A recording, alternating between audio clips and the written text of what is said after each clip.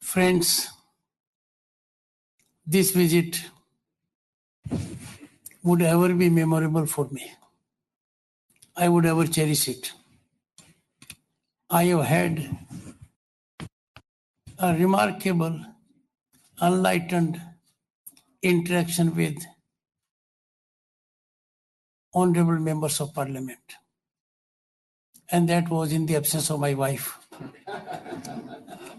But now that Dr. Sudesh Dhankadi is present, I'll have to be a little conscious of her.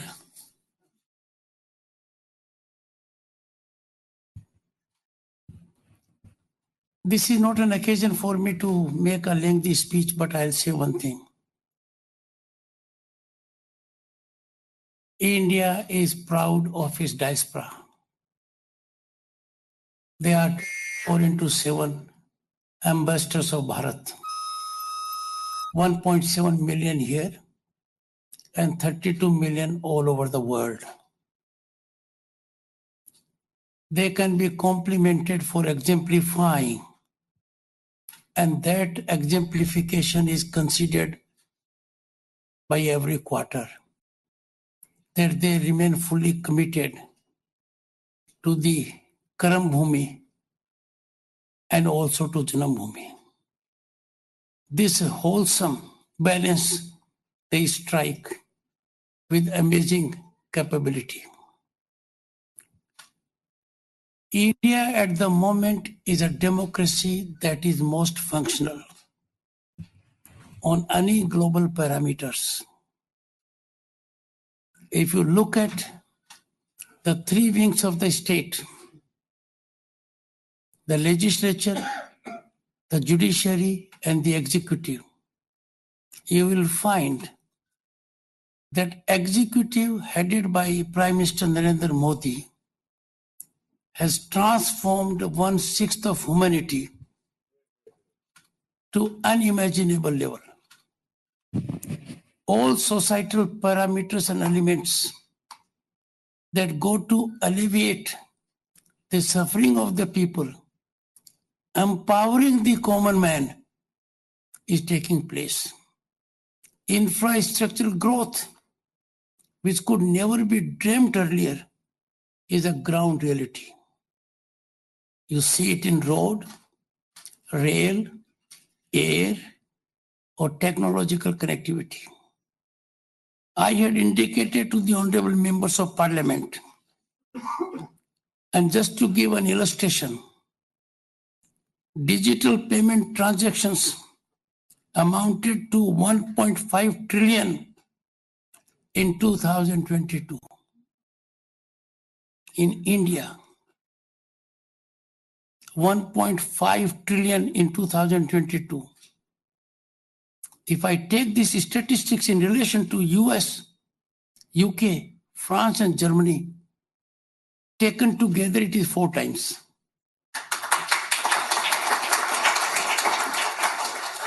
We have 700 million internet users, and not just users. They have transformed India's service delivery system to a level which could never be imagined earlier. A sense of transparency, accountability in delivery system is the new mantra. Look at 110 million farmers getting 3 times a year an amount so far equivalent of 220,000 crores directly into their account. No middleman. Look at the kind of transformation, revolutionary change that has taken place. Power corridors have been sanitized of power brokers. An industry, flourishing industry at one point of time of light and agents is no longer in existence. All this has been brought about. There is evolution of an ecosystem. And that enables every youth to fully unleash his or her energy and potential, and there are no fiscal constraints. If I look at Mudra loans, look at the amount that has been distributed. And each loanee, most of them are women, has turned out to be job creator. Skill development and capacity building is the new norm at every stage. National education policy has been evolved after 34 years. I am a product of education. If I had not got a scholarship, I would not have been what I am today. Education is the most effective, potent, transformational mechanism. It is education alone that takes care of inequities in society, brings about emancipation of the vulnerable and empowerment of youth. That is something which is happening in this country. Each one of you who are in this room, let me take to the next level. Where do you have a judiciary as involved as in India? We have at the moment one of the most enlightened souls as Chief Justice of India. A man who brings on the table huge experience, commitment, passion, mission. Enormously talented. But look at the orders. It takes him no time to grant relief to an ordinary man. There shall always be issues. In dynamics of governance, there will not be a day that henceforth there will be no issues. There will be. So we examine our judiciary, it is spinally strong. From the apex court down the line. Look around. The reach of Indian judiciary for the common man has no parallel. Imagine how outstanding achievement it is. Look at our parliamentarians. Those who got elected to the House of People. It's a toughest test. Those who are in the upper house, very talented. We are proud of our parliamentarians. In the process, if we examine a brief, limited area and be judgmental about it, will not be appropriate. So I have no difficulty in saying that Indian democracy is functioning at the moment at a level which is unmatched anywhere in the world. Can you name any other democracy on earth where the Constitution provides constitutional mechanism at village level, at municipal level, at state level, at central level, at cooperative level? In Bharat, all this is structured. Our institutions are spinally independent. Election Commission of India, amazing work they do. Honorable members of Parliament had made an input that Election Commission of India can be a guiding factor, a lighthouse for rest of the world, how to conduct elections fairly, efficiently, in the shortest time. In India, we have an ecosystem now. You may be just anybody. You are accountable to law. No one is beyond the reach of law. And no one can be treated unfairly because we have a robust judicial system. And at the moment, judicial system is headed by a man who is spinally, morally, and propriety-wise well deserving of it. I would therefore urge you that it is a right time for us to reflect within and keep the nation always first. We must be proud Indians by birth or connectivity and take pride in our historic accomplishments. Which country on the planet can claim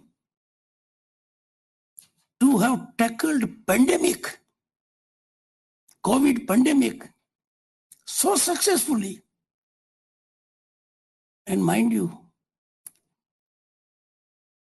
every Indian who required vaccination dose was made available, this dose free,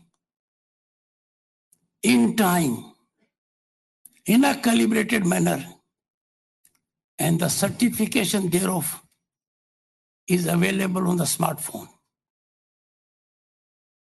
Not even the most developed countries have come to rival it. They've done it.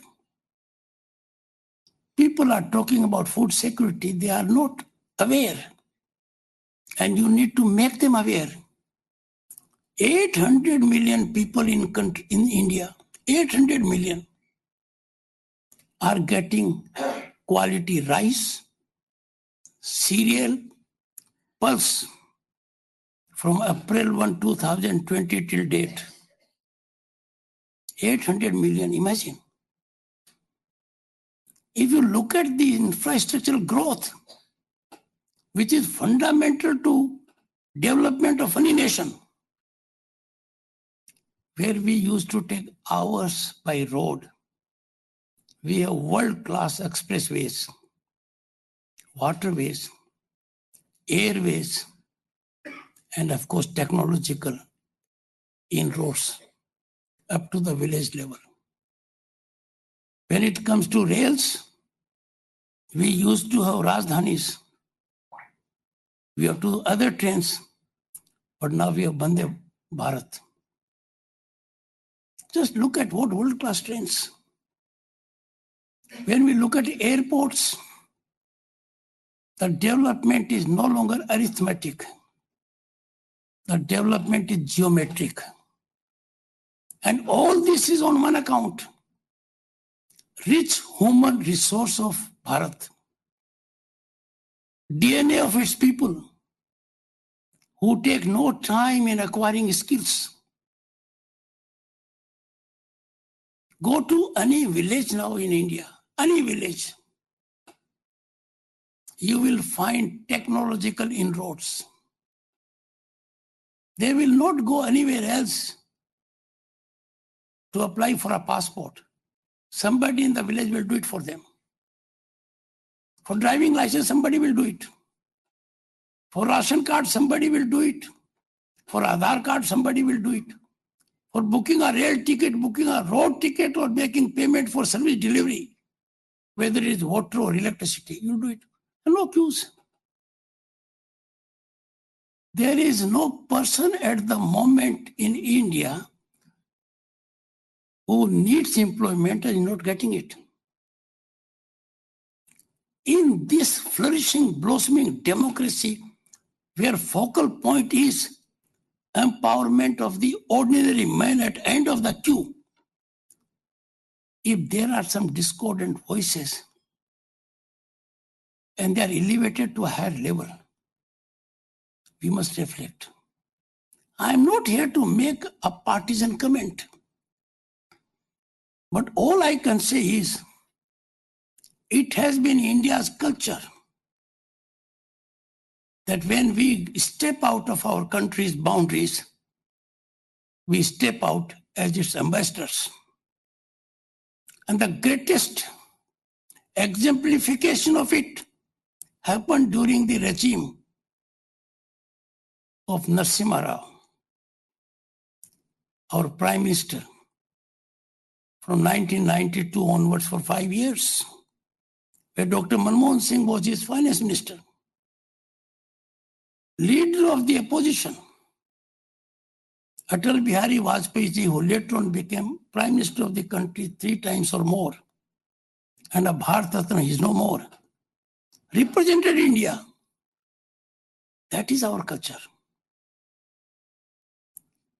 And that is deeply embedded in our civilizational ethos. No country in the world can claim to have that kind of civilizational history as we have. Look at our Upanishads. Look at our Vedas. Look at the enlightened discourse in Gita. And look at current Bharat. There is unity in diversity. I have seen it myself in 2 capacities. One while being Governor State of Bengal for 3 years, and now as Vice President of the country. I would therefore urge everyone who is present here, and it is not a statistical number as I told honorable members of Parliament, because each of them represented a huge segment and a thought process. You all do that. I will make one appeal. 32 million Indian diaspora is a formidable demographic component. And this demographic component is highly qualified, empowered, vigilant, making the nation proud in every way. It must be reflective on several issues. No one is above criticism. No one is above scrutiny. No one is above probe. Everyone is subject to these elements if we have to register progress. But then we can't be swayed. The moment of glory for India has come.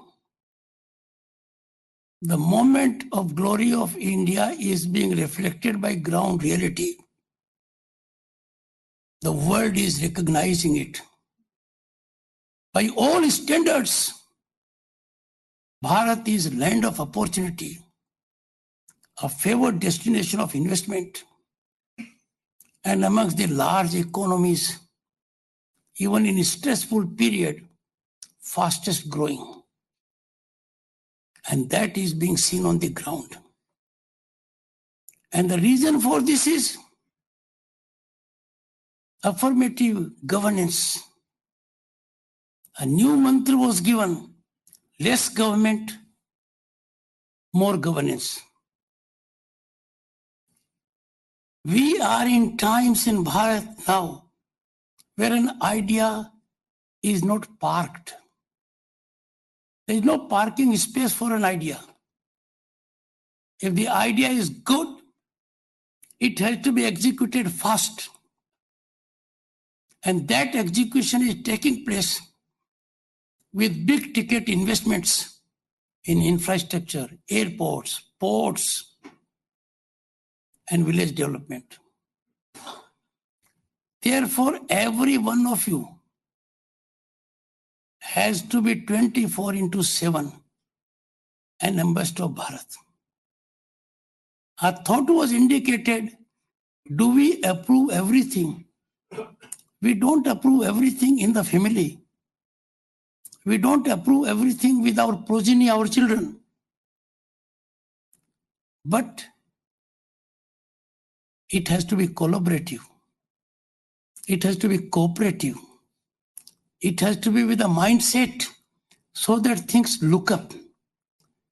There is no scope for humanity if it has to develop in a peaceful environment and bring about global order to be in a state of confrontation.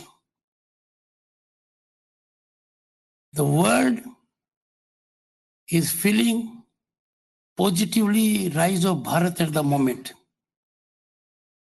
It will be a positive factor for stability of the world.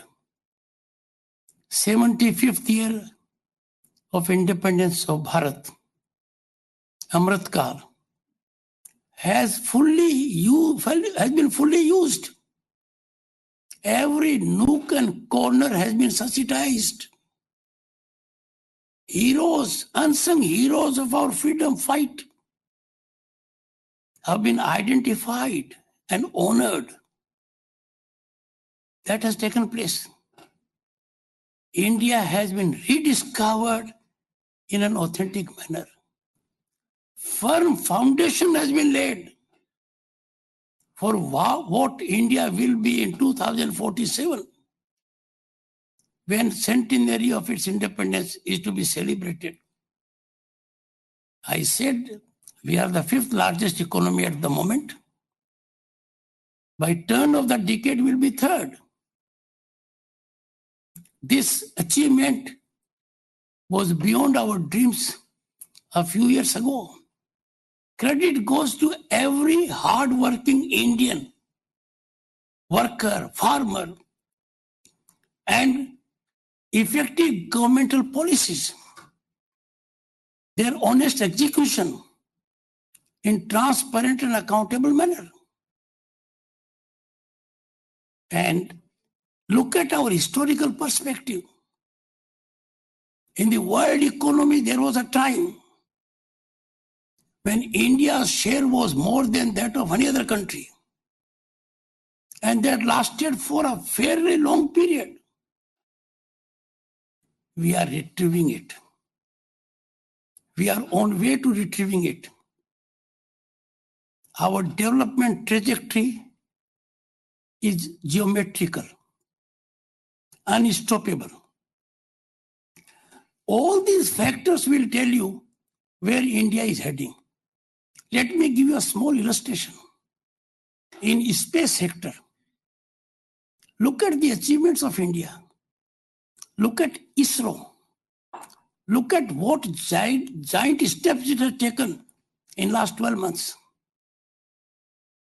Even the most developed countries in the world have utilized ISRO for putting in orbit what they thought is essential. That's a tribute.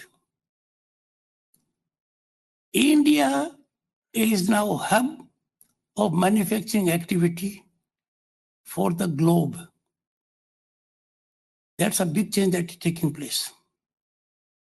I would therefore appeal to all of you, in whatever manner you can contribute for growth of the nation, for rise in its reputation, and to ensure that untenable, ill-premised, unfounded, baseless narratives do not take strides in public domain. No one is against honest assessment or criticism. That will always help us march ahead and attain our goals. But unfair, malicious, pernicious orchestration is antithetical to good conscience.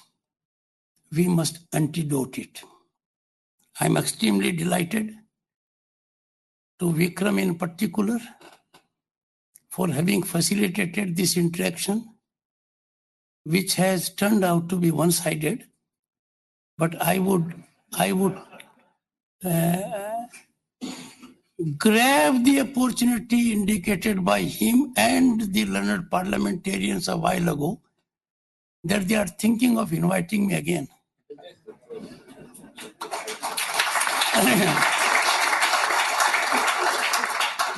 Vikram, I am in the habit of accepting invitations. I came to this land for the first time in 1988, where my father was operated A bypass surgery was conducted on him at Princess Grace Hospital by Dr. John Wright.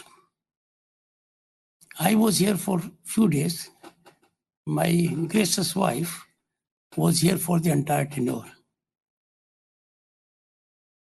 Then I came here after I was elected to Parliament in 1989. And I became a federal minister. I came here. Then also I got in connect with most professionals and parliamentarians. I see now a big change. A big change in the mindset of everyone, first with people of Indian origin and then others. This is not a small achievement. And this was not limited only to this country. By default, I led a delegation to European Parliament. Why by default? As a junior minister, I was a deputy leader. But the leader was a keen lover of football. So I headed the delegation. And I traveled across Europe. If I am not mistaken, all the 4 capitals of the European Union. Strasbourg is one, I think Brussels is another. I might make a mistake. It was 30 years ago. And when I'm in the presence of my wife, Dr. Sudesh Dhankad, my memory sometimes trips. But this may not be constituted as a gender-oriented reflection.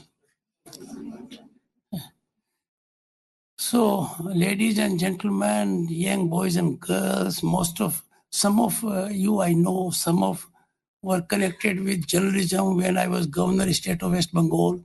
Who is the man from ABP here? Saha. Yes. And then we have some. You are there? Yeah. Oh my God. Oh my God. I have always been telling people, fear is the greatest killer. So never have fear. Fear gives rise to stress and tension. Never have it. And if you have a dream, please don't harbor dream in your heart or in your mind. Your body is not to be a parking space for a dream. A dream is required to be executed on ground. And there is no human soul who has made big strides in life without falling. Unless, of course, you are gifted like me to be married to a gracious lady who doesn't allow you to fall any time.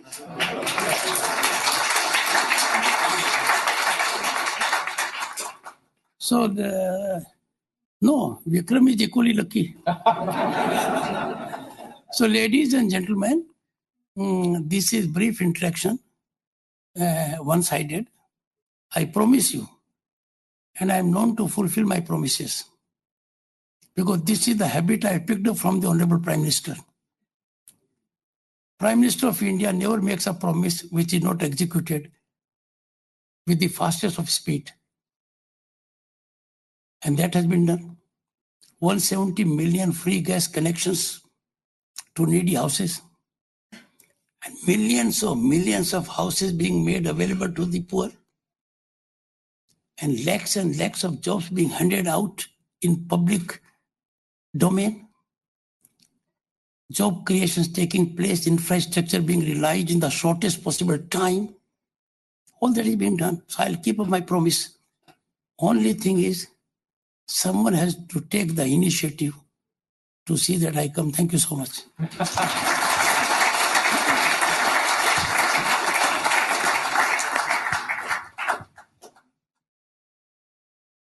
Honorable Vice President of India, Shri Jagdeep Dhankarji, Dr. Sudesh Dhankarji, Your Excellency, Shri Vikram Doraiswamy. Very, very warm welcome, firstly, to London. And so thank you for your inspiring words. The living bridge, our diaspora, is very nourished by what you've said. And of course, we will see you back again for, I think that'll be your 4th trip, if I counted correctly. Now, can we all rise for the national anthem?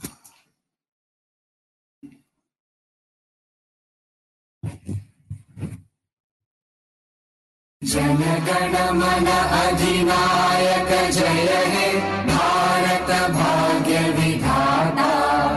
Punjab Sindh Gujarat Maratha Dravida Utkal Banga.